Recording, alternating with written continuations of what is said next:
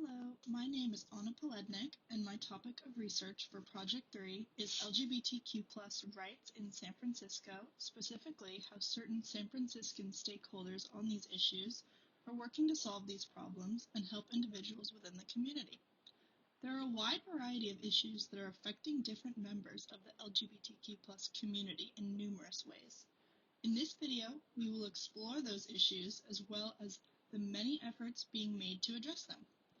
As a San Francisco native, I grew up around many memorable LGBTQ individuals, including educators, friends, family, and influential figures. It is an issue that is very near and dear to me, and it is something I have written about for projects in this class and in many other classes in the past. Now, let's move on to the wonderful stakeholders who are working tirelessly to tackle these issues and better the lives of queer San Francisco residents. First, let's begin with my thesis statement.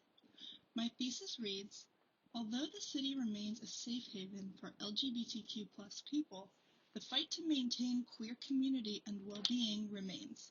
The city must work to foster queer rights while combating issues such as anti-LGBTQ organizations and gentrification.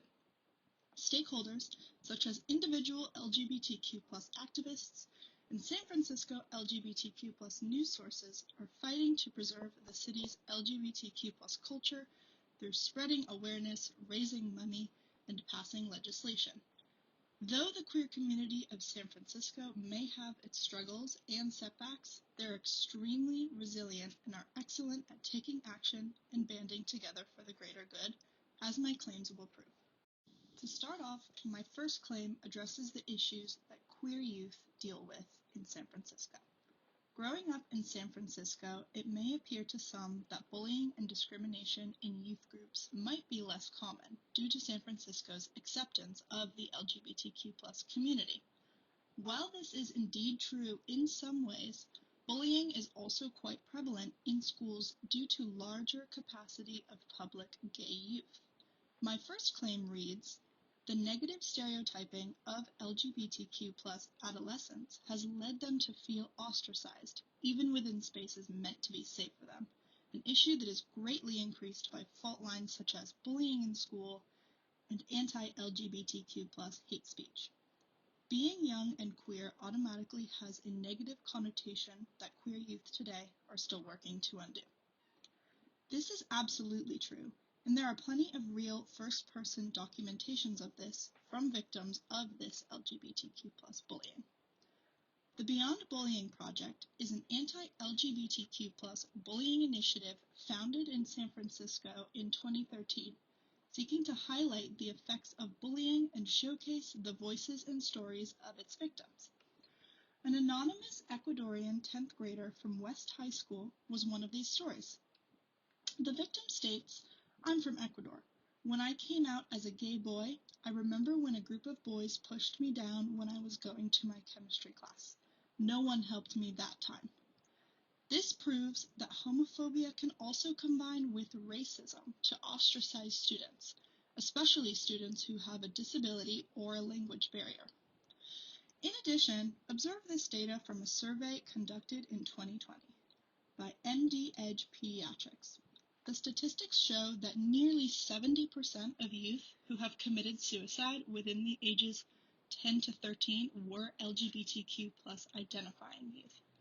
This is an issue that affects LGBTQ youth at an extremely disproportionate rate. All in all, this evidence proves that LGBTQ bullying is still occurring within San Francisco and California schools, and this bullying is an issue that disproportionately affects LGBTQ students, leading to the higher suicide and death rates among these youth. This issue is also very intersectional, as non-white students, as shown in the example, may experience this at a much higher rate due to racism intertwined with homophobia. However, these stakeholders are very valuable to combating this issue. By sharing their research and documenting first-hand experiences of victims, they are sharing with the world their care towards these issues, and are slowly working to dismantle such issues through doing so. My second claim addresses the racism and discrimination among SF's LGBTQ communities. Another large issue within San Francisco's LGBTQ community is the issue of racism and discrimination. White dominance of LGBTQ spaces has always been a large issue, and unfortunately, it still exists. There have been countless first-hand experiences of racism and discrimination within San Francisco's LGBTQ spaces, many of which have been published online. My claim reads, racism and discrimination is an issue which still exists within San Francisco's LGBTQ communities. Stakeholders such as SF LGBTQ news sources highlight non-white queer San Franciscans being ostracized from spaces they have always inhabited. Stakeholders on this issue, in particular, are extremely important. There are many Bay Area news outlets, such as the Bay Area Reporter, which share instances of violence and injustice in the city, not even just within the LGBTQ community. Because the news outlet is very liberal and leftist, however, many LGBTQ people consume media from this stakeholder and stakeholders alike. This information is shared with other leftists and non-LGBTQ allies to gather support and awareness on the topic. Through awareness, stakeholders such as these can lend a hand in dismantling this issue. A Bay Area Reporter article from 2020 titled "Racism Plagues the Castro, Activists Say," from the beginning, the Castro attracted white gay men. Black gay men more often lived in the Haight or near Polk Street. This article continues to state that the neighborhood was a, quote, white man's playground, where everyone else is, quote, background or has an ancillary role. This is absolutely true. Black gay men were ostracized, even from spaces supposed to be safe havens for them. The image on the right also validates this fact well. You can see former assassinated SF Mayor Harvey Milk, an openly gay man, leading a pride parade in the 70s, shortly before his tragic assassination. Though Milk is an extremely important and beloved person in SF's LGBTQ history, he was a white man. The people in the parade following him as well were also all white men. If you look closely, you cannot see a single non-white face. As the source from the Bay Area Reporter stated, quote, "The Castro is a white man's playground." This stakeholder, the Bay Area Reporter, highlights the fault line of racism within the LGBTQ community, something that still plagues San Francisco and greatly hinders LGBTQ community and peace. Let's move on to my third claim, surrounding gentrification within the LGBTQ community. Gentrification is a huge issue in San Francisco and is something that disproportionately affects certain communities within the city, the LGBTQ community included. LGBTQ San Francisco residents were pushed out of their communities and homes and even forced to relocate from the Bay Area as a whole. My claim reads, low-income queer San Franciscans of color are continuing to be driven out of their communities, with this issue prompting stakeholders such as LGBTQ researchers and interviewers to conduct research to connect race and identity to gentrification. Some stakeholders on this issue have turned to research, trying to figure out the why surrounding this issue and its disproportionate effects. Stakeholders' methods of research are very effective and beneficial, as they share the survey and interview results of people of different backgrounds.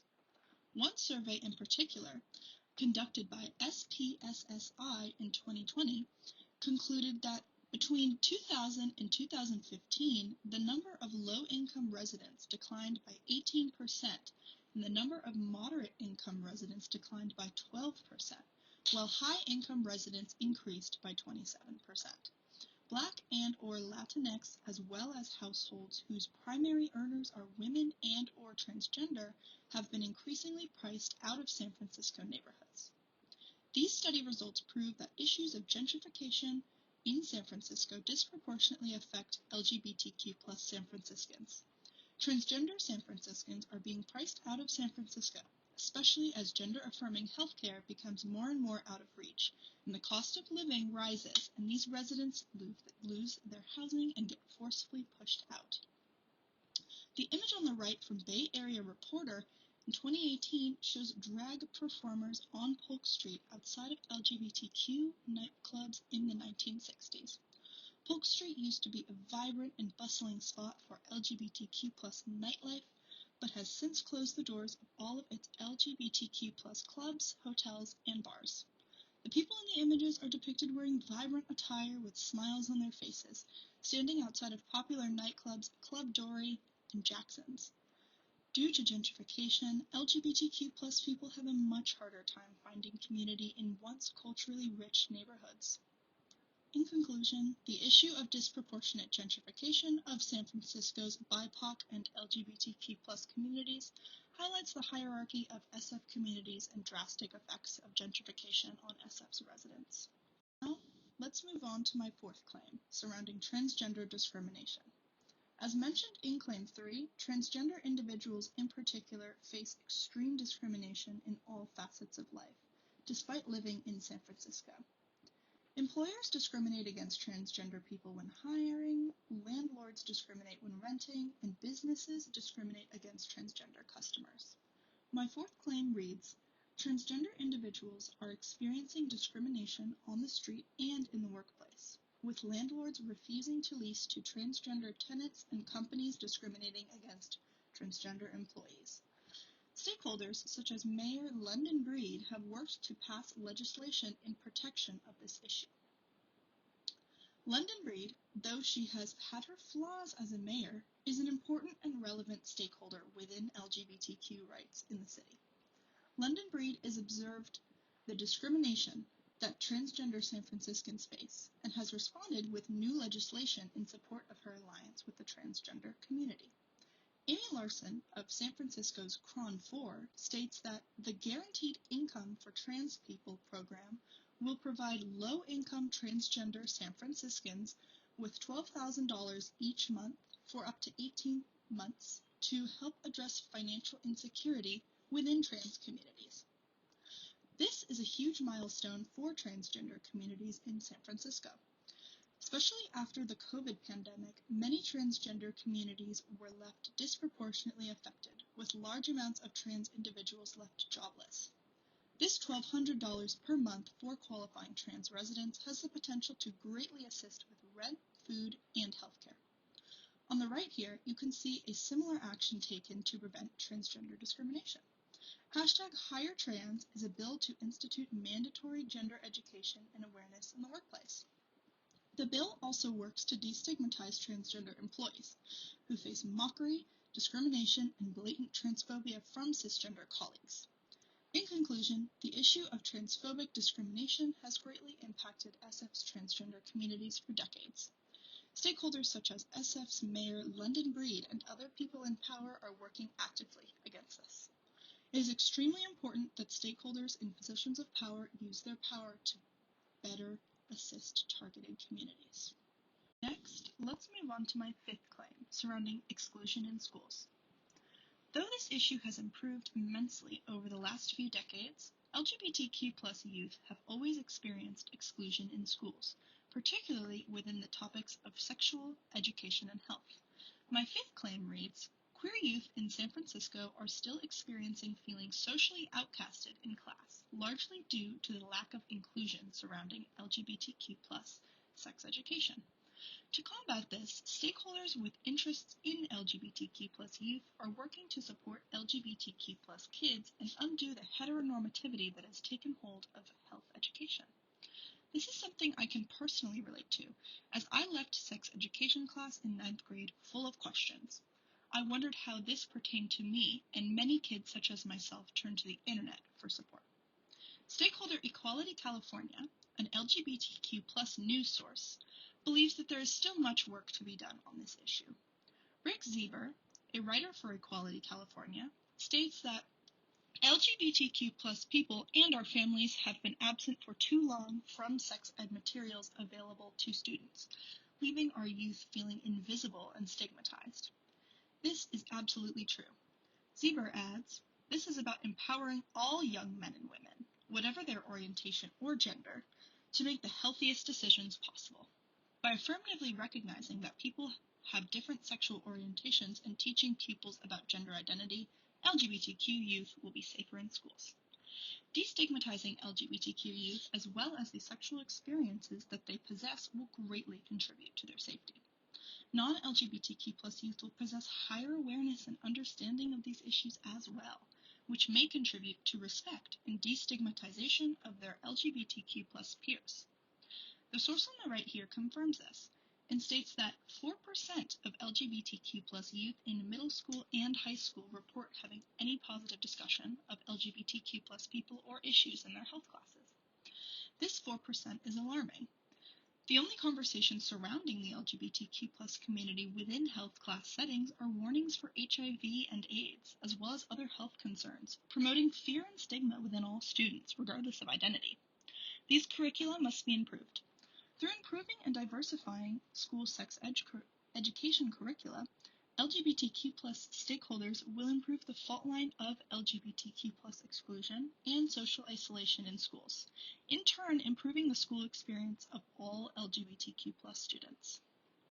Next, let's move on to my sixth claim, non-binary discrimination. Non-binary people in particular, those who do not identify as a man nor as a woman, face discrimination and taunting from those who do not respect the non-binary identity. I have many non-binary friends who live in San Francisco and can confirm this. However, as the non-binary label makes itself heard in more professional settings, non-binary stakeholders gain more of a voice for themselves and for the entire non-binary community. My sixth claim reads, non-binary people in particular are facing discrimination and violence at their identities, with people attempting to erase and disrespect their identities as a whole. Stakeholder Cal Calamia and their team of support, such as the SF Chronicle and SF Gate, have worked to undo this issue through spreading awareness of non-binary erasure. SF Chronicle, a San Francisco news source, writes that as of 2020, between 50% and 55% of workers who classified themselves as non-binary were in low-paying categories of jobs, those paying less than $30,679 a year, said the California Civil Rights Department. This is an issue that clearly disproportionately affects the non-binary community. Employers and customers alike are discouraged by non-binary workers, and employers do not consider them for positions due to this. In addition, the SF Chronicle writes that in the Sacramento metropolitan area, the report said between 60% and 65% of non-binary workers made $19,239 or less. This is quite low and is a direct result of non-binary discrimination. However, there are some powerful new non-binary stakeholders rising to prominence in the SF Bay Area. Non-binary marathon runner Cal Calamia was extremely discouraged when applying to run Beta Breakers in 2022, as they could only select man or woman when applying. Calamia urged for the creation of the non-binary category, as they felt that marathon runners should not have to select a category that makes them feel uncomfortable and doesn't reflect their identities. Cal, or Mr. Calamia, as their students know them, is a teacher at my former high school and is a wonderful and charismatic person. Mr. Calamia has shown many LGBTQ plus students, including myself, how to advocate for our communities and push boundaries for the greater good. Through the creation of the non-binary runners category, stakeholder Cal Calamia has spread awareness of the lack of non-binary representation for runners and works to tackle this issue. Now, let's move on to my seventh claim, surrounding transgender medical discrimination. Transgender-specific medical malpractice is a very common issue for transgender individuals, especially for Black transgender women. Intersectionality can play a huge role in this, and many transgender people are still denied gender-affirming care. My seventh claim reads, transgender medical malpractice and discrimination in hospitals is ever present, with whiteness and economic status protecting certain transgender individuals while others continue to suffer. Stakeholder District 6 Supervisor Honey Mahogany works in opposition to this issue. White transgender men seeking gender-affirming care will receive much better treatment in care than Black transgender women seeking the same care. Black transgender women also disproportionately face gender and race-related hate crimes, with more Black transgender women dying every year due to these racist and homophobic hate crimes. The National LGBTQ Task Force, an LGBTQ stakeholder in SF that documents first-hand stories of queer people, includes a quotation from a survey respondent who states that, quote, "Finding doctors who will treat, will prescribe, and will even look at you like a human being rather than a thing has been problematic. Have been denied care by doctors and major hospitals so much that I now only use urgent care physician assistants, and I never reveal my gender history. It is deeply upsetting that transgender patients feel as though they must hide their identities and feel dehumanized by doctors who are meant to treat and to protect them." A second survey respondent goes on to state, quote, "As a Black transgender woman, I am never taken seriously in medical settings. This is a simple statement that speaks volumes about our medical system." Thankfully, San Francisco has many powerful stakeholders in the LGBTQ district. Honey Mahogany, as pictured here on the right, is a former RuPaul's Drag Race competitor and beloved internet personality. She is a Black transgender woman who was recently voted into her position as District 6 Supervisor. Honey Mahogany is working alongside stakeholder London Breed to better the lives of transgender San Franciscans through passing legislation and spearheading mutual aid projects. It is very powerful and important to have a member of such an underrepresented community, the Black transgender female community, be in a position of such power. Her election is a very important moment in San Francisco's LGBTQ history, and she is thus far using her role to support her community very well. All in all, transgender stakeholders such as Honey Mahogany work against this issue through spreading awareness and protecting transgender San Franciscans, such as herself, from discrimination. Now, let's move on to my 8th claim surrounding lesbian exclusion. San Francisco is very well known for its variety of gay bars and gay nightlife, especially within the Castro district. San Francisco does not lack gay bars, but has permanently closed the doors of the last remaining lesbian bars in the Bay Area. My 8th claim reads, lesbians in San Francisco, despite already being one of the most underrepresented identities within the LGBTQ community, have no lesbian-specific spaces to create community while gay men have plenty. Lesbian San Francisco stakeholders, such as Jen Jack Gies-King of the HuffPost, work to spread awareness of this often overlooked issue in San Francisco. Jen Jack Gies-King of HuffPost published an article spreading awareness on this fact, stating that, quote, New York hosts a total of 3 full-time lesbian bars, 2 in Manhattan and 1 in Brooklyn. This is the largest number of lesbian bars in any U.S. metropolis. This is very concerning, especially due to the fact that gay bars exist in even the most rural and conservative areas of the U.S. She goes on to state that, quote, in the 2008 NYC Pride Guide in Next magazine, there were nearly 60 bars and events listed for gay men under the 57th Street in Manhattan, and only 3 for women alone. This fact highlights misogyny within the gay community as well as underrepresentation for lesbians all across the U.S. Gies-King continues to state why this may be, claiming that, quote, scholars argue that gay men are prone to territorialize and need to do so in order to have public spaces where they feel safe. This alleged territorialization is at the expense of lesbians, unfortunately. On the right, you can see the closed doors of Cubby Hole and the Lexington Club in SF, which in their day were popular and famous spots for lesbians to gather and create community. Lesbians must band together and create community for themselves, as it becomes increasingly more challenging. Lesbian stakeholders in SF work to spread awareness of this very often overlooked issue, which has a huge impact on lesbian San Franciscans' well-being. How can such an underrepresented group find community when there are no such spaces to do so? Next, let's move on to my 9th claim, addressing violence in the Castro district. The Castro district, San Francisco's famous LGBTQ district, is a notoriously safe space for all LGBTQ people regardless of identity, race, or background. The Castro is welcoming and is a culturally rich and diverse area of the city. However, where there are LGBTQ people, violence and homophobia may also follow. My 9th claim reads, quote, LGBTQ people still combat the greatest issue to exist in San Francisco: violence and threats in San Francisco's Castro district.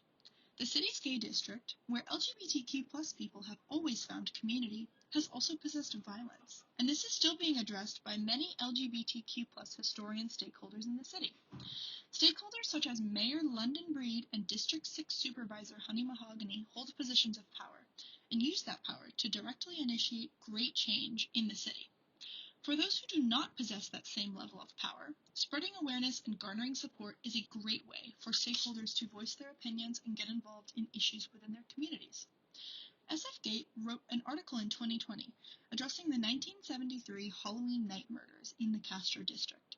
The article writes, quote, "Even when cross-dressing was no longer a crime, late into the 70s, gay revelers faced homophobic violence in the middle of San Francisco from young men coming to the party looking for a fight.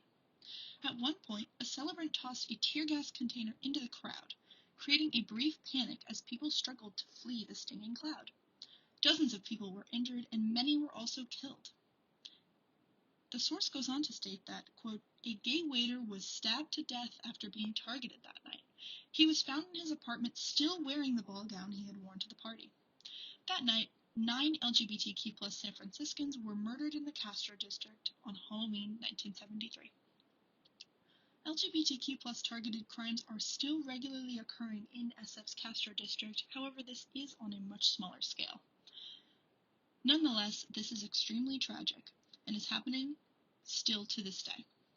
Last year, 4 LGBTQ plus performers were murdered in the Castro, and many more were the targets of hate crimes. Communities should be able to express themselves and practice artistry in spaces created for them without fearing for their lives. On the right here, you can see the Sisters of Perpetual Indulgence, a drag collective that was set to perform on Halloween night of 1973. Drag artists have always existed and taken up space and always will. Uniqueness and expression needs to be protected, and spreading awareness is a great way of doing so. All in all, LGBTQ plus stakeholders recall Castro's history of violence and bloodshed to spread awareness of LGBTQ plus targeted violence in a place seemingly safe for LGBTQ plus people. Lastly, let's move on to my 10th and final claim surrounding drag-related hate speech. Similarly to the events of Halloween night 1973, drag communities have been under attack for decades and continue to be. The normalization of drag has been greatly attributed to American TV personality RuPaul Charles, who launched the show RuPaul's Drag Race in 2008 and has since garnered millions of committed fans and admirers by showcasing drag talent and artistry. However, this does not mean drag communities are safe. My final claim reads, quote, "Drag communities are under attack as conservatives preach anti-drag propaganda and perpetuate harmful and untrue stereotypes surrounding drag artists and performers." LGBTQ plus historian stakeholders resurface historical queer events that have long gone unspoken to remind the public that these issues are still present.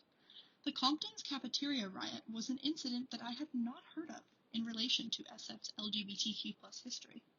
According to Wikipedia, quote, "The Compton's cafeteria riot occurred in August of 1966 in the Tenderloin district of San Francisco.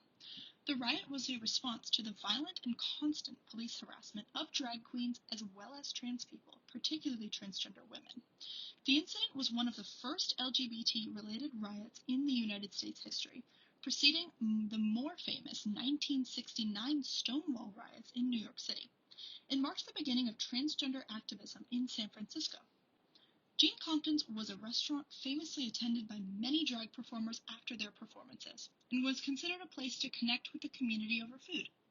On the right here, you can see a picture of what the restaurant used to look like, as well as some of the customers.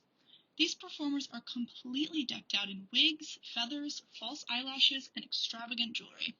These elements are all very characteristic of drag performers and still are.